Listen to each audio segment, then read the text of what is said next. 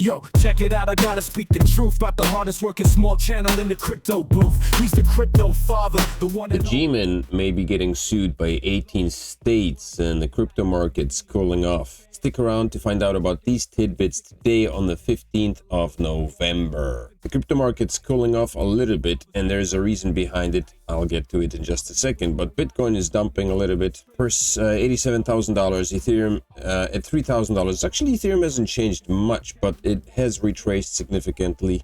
Solana a little bit down. Everything's a little bit down on the 24-hour, actually on the 1 hour. On the 24-hour, it's not looking all that bad, but there is a bit of a retracement. If you look in the charts, Bitcoin's having a red candle on the daily, so that's a nice comparison to the 1, 2, 3, 4, 5, 6, 7 green candles we've had, consecutive green candles, basically a whole week worth of green candles followed by one red candle. Ethereum's also having a third day that is in the red, down from $3,400. ADA just made a nice pump to 65 cents and then started retracing again. There's a lot of good volume on ADA during the pump. Cardano is a mystery coin. Cardano was the next best thing last bull cycle and now it's gone into obscurity.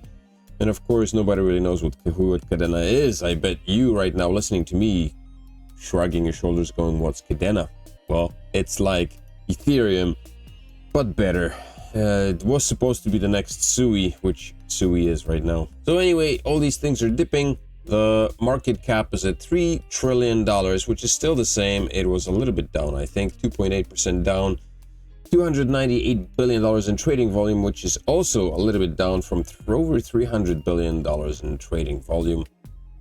And the reason for all of that is most likely Mr. Powell. Mr. Powell is saying that the Fed does not need to be in a hurry to lower rates. Federal Reserve Chair Jerome Powell said the central bank doesn't need to rush to cut interest rates given the economy's strength, emphasizing a careful approach to future policy decisions. Powell indicated the Fed would be watching carefully to ensure inflation measures stay within an acceptable range. But so that basically means that since rates are not being cut, no further loans are being taken based on lowered interest rates, and so there is a lot less money flowing in, or quite possibly people are hedging and taking some profits out just in case, because you don't know how fast things can go south. So that's most likely the reason for why things are going down a little bit this week, towards the end of this weekend. But I mean, despite the dips, one would figure that things would be going well for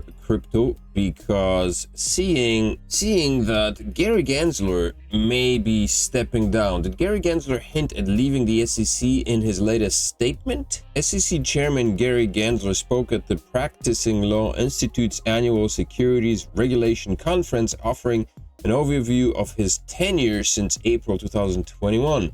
And in his speech, he defended his stance on crypto. Basically, he reiterated his view that while Bitcoin is not a security, thousands of other digital assets are subjecting them to SEC regulations. Basically, he just said that he was going to continue to be a hard ass towards crypto. But although he stopped short of announcing a departure, Gensler's closing remarks about his pride in serving with the SEC hinted at a possible farewell. So there is hint at him leaving, but I guess he's not gonna leave too fast, because it seems like 18 US states are now looking to sue the SEC, or are suing the SEC over Biden's crypto crackdown. 18 states have collectively filed suit against the SEC, Gary Gensler and his fellow commissioners, alleging crypto regulatory overreach. Ahead of an expected regulatory leadership transition following the election of Donald Trump, 18 states have filed suit against the Securities and Exchange Commission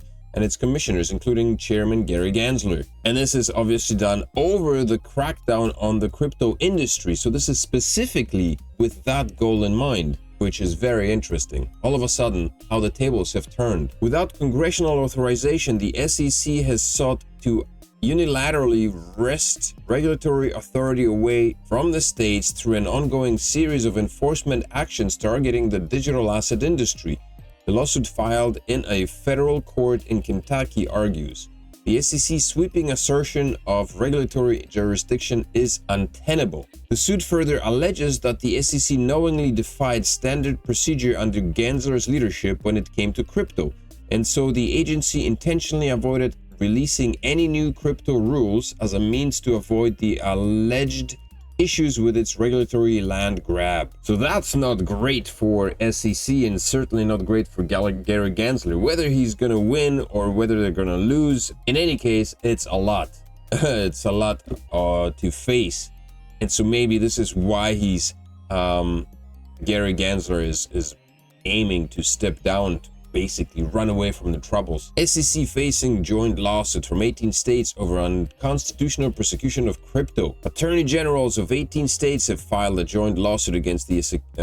The lawsuit accuses the agency of overstepping its constitutional authority by pursuing aggressive regulatory actions against the crypto industry. It further seeks declaratory and injunctive relief to curb what they describe as unconstitutional persecution of the crypto sector. The complaint highlights various state initiatives such as requiring digital asset platforms to secure money transmitter licenses, implementing regulations for digital asset taxation, and offering procedures for managing unclaimed digital property. According to the lawsuits, these measurements provide a transparent regulatory environment tailored to local needs. However, it claims the SEC has disregarded these state-led efforts, instead seeking to impose a federal mandate without congressional approval. Additionally, the SEC has allegedly attempted to centralize regulatory control through a series of enforcement actions which the plaintiffs claim violates the constitutional separation of powers. The lawsuit calls for judicial intervention to reaffirm state authority over crypto regulation and prevent further SEC encroachments. So it seems like the SEC was taking it in stride. Crypto is still, I guess, wild west, and the SEC seemed to be the self-appointed sheriff in town, and right now the hammer of Thor is coming down on their heads.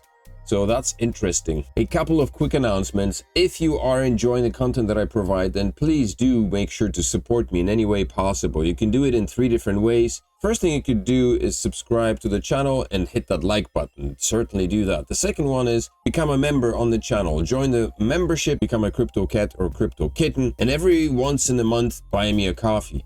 And the third way you could support the channel is by checking out some of the ref links. Things like the Descent wallet. If you pick up 2 of these bad boys, you get a $130 discount. Some of the ref fees go towards me, obviously, towards maintaining of the channel. You can get 1 of these as well for a $50 discount. I have a video that I created in order to show you how to use the wallet and how to set it up and all that good stuff. In any case, thank you for your support. Let's continue with the video. And so to add salt to injury, Senator Loomis proposes selling Fed's gold to fund strategic Bitcoin reserves. That's from Bloomberg. Now, this is interesting. According to a latest Bloomberg report, Republican Senator Cynthia Loomis of Wyoming has proposed to sell a part of the Federal Reserve's gold holdings to purchase 1 billion Bitcoins for the creation of a strategic Bitcoin reserve. The senator, an ally of Donald Trump, has a plan for filing up the president-elect's proposed strategic Bitcoin stockpile without adding to the government deficit. So she's basically saying, instead of using extra money, let's just sell some of the gold the Fed is holding and use that money to purchase some Bitcoin. So that would basically mean we're not adding any more money to the deficit. We're just using the money that is already there, and we're using it to buy some Bitcoin. The bill calls for the US to acquire 1 million Bitcoin, representing nearly 5% of the outstanding tokens. Cynthia Loomis estimates this would cost around $90 billion based on current prices, but the sum could rise if the market anticipates the government's involvement, and that's probably would be the case. If they sold the gold and purchased Bitcoin right now, what do you think would happen to the price of Bitcoin? People knew that the US government is selling its gold reserves, or part of it, not all of them, but selling a part of its gold reserves in order to purchase Bitcoin. This would be a massive push. I think people would go bonkers. This is like announcing that a massive retail department has a free giveaway, it's giving away free money, basically.